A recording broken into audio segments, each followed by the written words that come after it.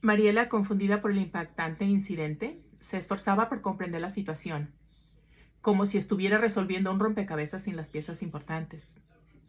Se encontraba atrapada en un torbellino de emociones complejas. Esa vivencia resultó ser una experiencia decisiva en la vida de Mariela.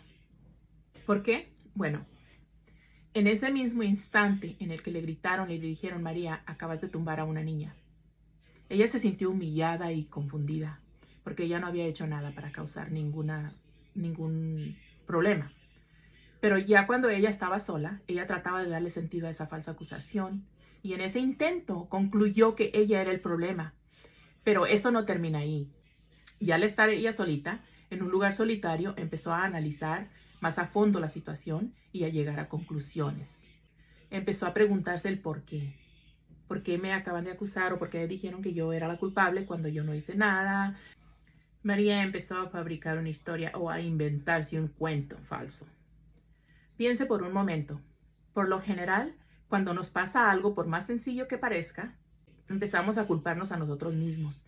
Empezamos a decir: fui yo la que causé este problema. Y especialmente en el caso de los niños, eso es lo que ellos empiezan a pensar. Cuando alguien los regaña, o los trata o los maltrata, ellos empiezan a pensar que son ellos los culpables. Y al llegar a esas conclusiones, estos niños empiezan a tratar de buscar el por qué. Ellos quieren la razón, por qué. Y como nadie está ahí para proteger, nadie está ahí para consolarlos o decirles: hey, tú no eres el culpable, ellos empiezan a poner razones o a responder la pregunta, ¿por qué? Bueno, este es el caso de María. María empezó a decir: soy yo, pero ¿por qué? ¿Por qué? Y concluyó: si tumbé una niña, soy torpe. Soy yo porque soy mala. Eso me lleva a ser mala. ¿Pero por qué me pasa a mí esto? Debe de ser porque soy fea. Entonces, esas conclusiones que ella está fabricando la llevan de esa manera ella misma se sentencia, como cuando un juez sentencia a alguien y queda encerrado. Mariela quedó atrapada en esas palabras: soy yo. Con esas palabras, los niños, nosotros, cuando éramos niños, empezamos una historia. Y esa es la historia que nosotros estamos buscando. Cuando nosotros pedimos la historia de ¿cuál es tu historia? Bueno, queremos la historia del invento, del cuento que nos inventamos en nuestro primer incidente que tuvimos. Sigamos analizando el caso de Mariela. Con esas palabras, ella empezó su historia. Ella construyó la historia de sí misma. Se dijo lo siguiente, y esta es la historia de Mariela. Se dijo lo siguiente: soy fea, soy torpe, y la gente no quiere ese tipo de personas. Luego pensó algo más.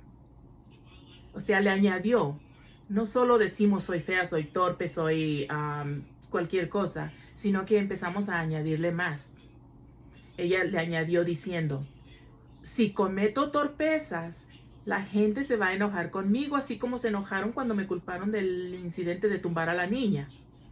Así que para evitar eso, yo no quiero que la gente se enoje conmigo, eso se siente muy feo, muy mal, me voy a esconder. Y empezó a esconderse. Pero si no hay donde esconderme, voy a tratar de apaciguar a la gente. Y aquí es donde está el detalle. Ella empezó a apaciguar a la gente. ¿De qué manera? Ahora vemos cómo. Pero es importante ver que ahora María va a empezar a vivir la vida no como una persona, niña auténtica, libre de preocupaciones, libre de si la gente se va a enojar conmigo, sino ella empieza a vivir una vida dentro de la historia que ella construyó. Y todos nosotros llevamos esa historia, tenemos una historia eh, como fundamento que nos lleva a actuar, a vivir y tomar decisiones basándonos en esa historia. Bueno, sigamos analizando lo de esta historia de María. Esta historia no es real, es una historia construida, hecha, preparada por un niño. En este caso es hecha, construida por Mariela. Y como ya mencionamos, todos llevamos esa historia por dentro. una historia que dirige nuestra vida básicamente. Ahora Mariela vive su vida de acuerdo a la historia construida por ella misma. Ese fue un momento decisivo para María. Vamos a analizar lo que significa esto. Un momento decisivo es algo que pasa en la vida y cambia muchas cosas, como cambió a Mariela. Pero vamos a ver cómo la cambió en unos minutos. Bueno, puede cambiar cómo somos, puede cambiar lo que pensamos y lo que hacemos. A veces estos momentos son como un punto de giro. Es como cuando uno se dirige hacia cierta dirección y ahora es forzado a cambiar de dirección. ¿De qué forma? Pues Mariela ahora ve las cosas de manera diferente. Cambió su forma de ser. Eso nos complica la vida, o eso le complicó la vida y no la hace más fácil. No la hizo más fácil para Mariela. ¿Por qué? Porque un momento decisivo puede ser algo positivo, algo negativo o algo de los dos. Pero en el caso de Mariela fue algo negativo. ¿De qué manera? Bueno, Mariela cambió la forma de ver la vida. Mariela perdió el sentido de quién es como ser humano. Pero peor aún, empezó a verse a ella misma como cuando alguien se mira en el espejo y ve algo desagradable.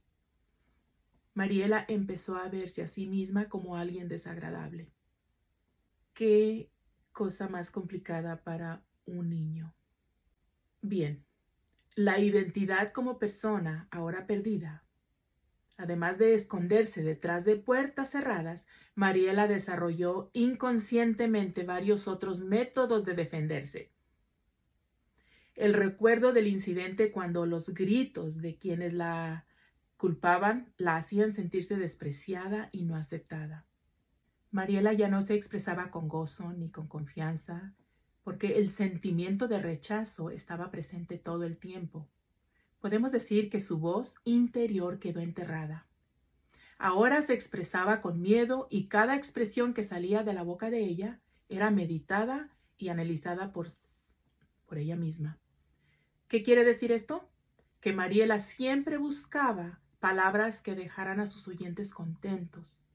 ¿Por qué? Porque temía ser criticada, burlada y rechazada.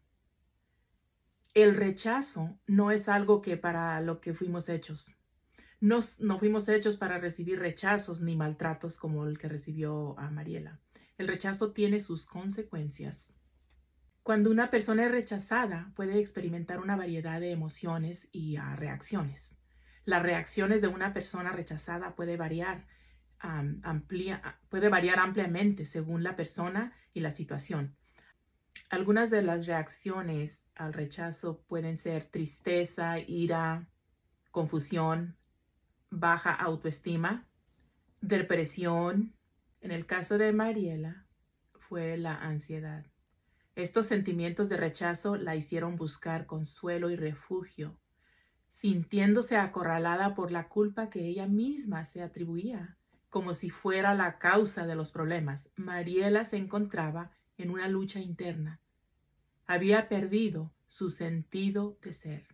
Había perdido su identidad, como lo que la identificaba como persona. Cuando se pierde la noción de quiénes somos, como Mariela, cuando ella perdió la noción de quién es como ser humano, uno entra en un molde de sobrevivencia. ¿Y qué significa eso? Que ya no actuamos como nos gustaría, sino como los demás quieren que actuemos. En el caso de Mariela, bueno, vamos a observar el comportamiento de Mariela. Bueno, la voz de Mariela quedó enterrada por las demandas externas. ¿Qué significa esto? Que ahora Mariela buscaba maneras de apaciguar a sus oyentes o a las personas que la rodeaban.